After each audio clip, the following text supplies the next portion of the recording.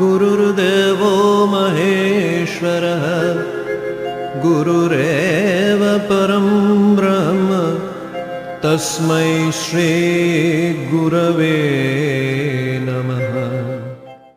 আজি দ্বিতীয় খণ্ডৰ 110 নম্বৰ অধ্যায়, পৃষ্ঠা নম্বৰ 151 পৰা 155, শ্লোক 163 পৰা 180। জয় শ্ৰী গুৰু ভাগৱত। ডক্টৰ চন্দ্ৰভানু সতপুথি ডাঙৰীয়াৰ দ্বাৰা ৰচিত আৰু শ্ৰী অঞ্জন শৰ্মা ডাঙৰীয়াৰ দ্বাৰা অনুবাদ। শ্ৰী গুৰু ভাগৱত। আজি আমি পুণ্য কৰ্মত গুৰুৰ সহায়তাৰ বিষয়ে শুনো আহক। সুভক্তৰ সুকৰ্মক্ষণে হঠাৎ সহায়তা মিলে, অকস্মাৎ কষ্ট মিলিলে নিশ্চিতভাৱে ৰক্ষা পৰে। সুভক্তই যেতিয়া সুকৰ্ম কৰে তেতিয়া হঠাৎ তেওঁ ক'ৰবাৰ পৰা নহয় ক'ৰবাৰ পৰা সহায় লাভ কৰে, আৰু যেতিয়াই তেওঁৰ জীৱনলৈ অকস্মাৎ কোনো কষ্ট আহে নিশ্চিতভাৱে তেওঁ ৰক্ষা পৰে।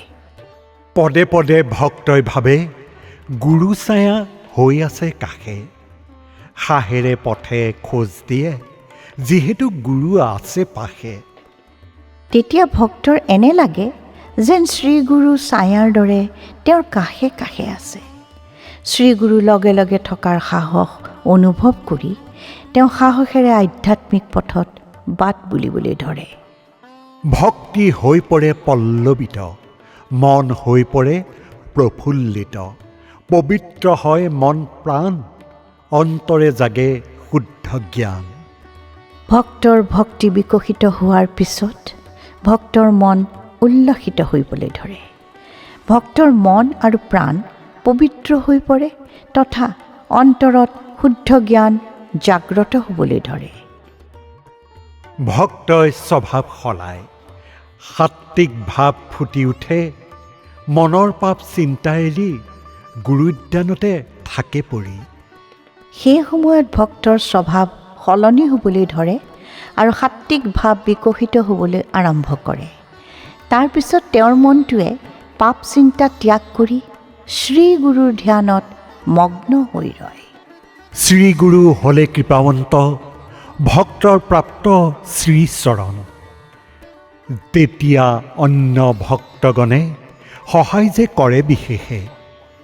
শ্ৰীগুৰু কৃপাৱন্ত হোৱাৰ পিছত ভক্তই তেখেতৰ চৰণ লাভ কৰে। সেই সময়ত অইন ভক্তসকলে সেইজন ভক্তক সহায়ো কৰে।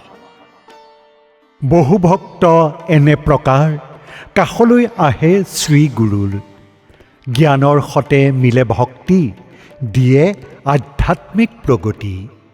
এনেধৰণৰ অসংখ্য ভক্ত শ্ৰীগুৰুৰ কাষলৈ আহে আৰু তেতিয়া জ্ঞান তথা ভক্তি সন্মিলিত হৈ সেই ভক্তৰ আধ্যাত্মিক প্ৰগতি আগবঢ়াই লৈ যায়।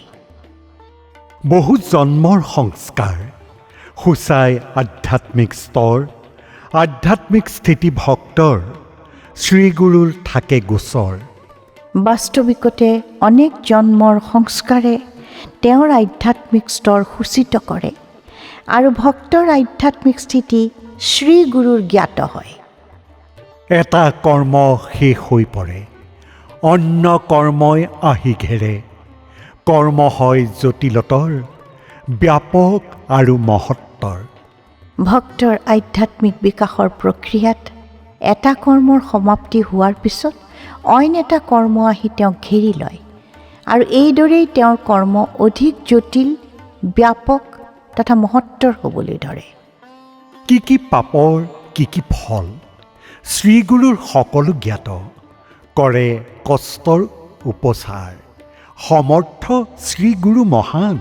বাস্তৱিকতে ভক্তই নিজৰ জীৱনত কি কি পাপৰ বাবে কি কি ফল ভুগি আছে মহিমাময় সমৰ্থ শ্ৰীগুৰুৱে সকলোৱে গম পায় আৰু সেই অনুসাৰে কষ্ট নিবাৰণ কৰে। কুমাৰে মাটি পাত্ৰ গঢ়ে, অগ্নিৰে পুৰি টান কৰে, শ্ৰীগুৰু শক্তি হ'লে প্ৰাপ্ত, ভক্তক কৰে যে সুদৃঢ়। যিদৰে অগ্নিৰ তাপত কুমাৰৰ দ্বাৰা গঢ়া মাটিৰ কেঁচা পাত্ৰ টান হৈ পৰে, সেইদৰে শ্ৰীগুৰুৰ শক্তি প্ৰাপ্ত হোৱাৰ পিছত ভক্তও নিজৰ জীৱনটোত সুদৃঢ় হৈ পৰে। শ্ৰীগুৰুৱে দিয়ে অনুভূতি, পৰীক্ষা কৰে দিনে প্ৰতি, মাজে মাজে বাধা জন্মায়, মাজে সময়ে সমাধান। শ্ৰীগুৰুৱে নিজৰ ভক্তক বিভিন্ন প্ৰকাৰৰ অনুভূতি প্ৰদান কৰে আৰু তেওঁৰ নিয়মিত পৰীক্ষা লয়। কেতিয়াবা গুৰুৱে ভক্তৰ জীৱনত বাধা উৎপন্ন কৰে আৰু কেতিয়াবা সমস্যাবোৰ সমাধান কৰে।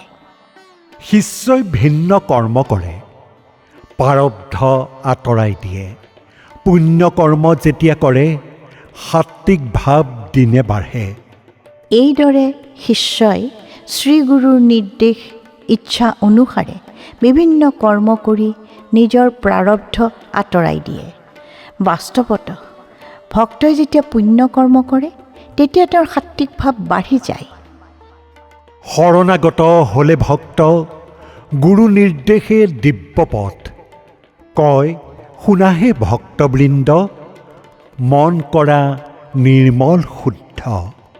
ভক্তই যেতিয়া শ্ৰীগুৰুৰ শৰণ ল'বলৈ আহে তেতিয়া ভক্তক দিব্য পথ দেখুৱায় আৰু ভক্তক শ্ৰীগুৰুৱে কয়, হে ভক্ত, প্ৰথমে নিজৰ মনটো নিৰ্মল আৰু পবিত্ৰ কৰি তোলা। সন্ধান কৰা নীৰৱতা, শূন্যতাৰ সি দিব্য ৰাস্তা। মনক অনাসক্ত কৰি প্ৰভু সন্ধানে যাত্ৰা কৰা। ইয়াৰ পিছত নীৰৱতাৰ সন্ধান কৰা, কিয়নো ইয়েই হ'ল শূন্যতাৰ দিব্য পথ। তাৰপিছত মনটোক অনাসক্ত কৰি প্ৰভুৰ সন্ধানত আগবাঢ়া। অনুভৱ কৰা বিশ্বক যেন অচিনাকি ব্ৰহ্মাণ্ড, বিতৃষ্ণাভাৱ মনত লৈ ভৱসাগৰ তৰিবলৈ। তুমি বিশ্বক এনেদৰে অনুভৱ কৰা যেন বিশ্বখন তোমাৰ নহয়। এইদৰে মনত নিৰাসক্ত ভাৱ ধাৰণ কৰি ভৱসাগৰ পাৰ হোৱা। প্ৰচেষ্টা প্ৰভুৰে মিলন, স্পন্দিত হওক পৰাণ, ঈশ্বৰক কৰি আহ্বান, ভাৱ ব্যাকুল প্ৰতিক্ষণ। আৰু প্ৰতিক্ষণে প্ৰভুৰ সৈতে মিলনৰ বাবে তোমাৰ প্ৰাণ যেন স্পন্দিত হৈ উঠে তথা প্ৰতিটো পলে ব্যাকুল হৈ ঈশ্বৰক আহ্বান কৰে। ত্যাগ কৰি বাহ্য জীৱন, অন্তৰে মাগে নাৰায়ণ। বাহ্য ইন্দ্ৰিয় বন্ধ হ'লে সূক্ষ্মেন্দ্ৰিয়ৰ দুৱাৰ খোলে। সাংসাৰিক জীৱনক ত্যাগ কৰি নিজৰ হৃদয়ত নাৰায়ণক সন্ধান কৰা, কিয়নো বাহ্যিক ইন্দ্ৰিয়, পাছোতা কৰ্মেন্দ্ৰিয় আৰু পাছোতা জ্ঞানেন্দ্ৰিয়ৰ দুৱাৰ বন্ধ কৰিলেহে সূক্ষ্ম ইন্দ্ৰিয়ৰ দুৱাৰ খোলা খায়। পঞ্চভূতে গঢ়া শৰীৰ, আত্মাৰ বাবে কাৰাগাৰ। বিশ্বব্যাপ্ত আত্মা তোমাৰ, ই সত্য সদা মনে ধৰা। পঞ্চভূত তত্ত্ব অৰ্থাৎ জল, পৃথিৱী, বায়ু, অগ্নি আৰু আকাশ, ইয়াৰে নিৰ্মিত এই শৰীৰ বাস্তৱিকতে আত্মাৰ কাৰাবাস। তোমাৰ আত্মা বিশ্বব্যাপ্ত, এই সত্য সদায় মনত ধাৰণ কৰা। আজিলৈ আমি ইমানতে সামৰিলোঁ। অহা খণ্ডত পুনৰাই লগ পাম। জয় শ্ৰী গুৰু ভাগৱত।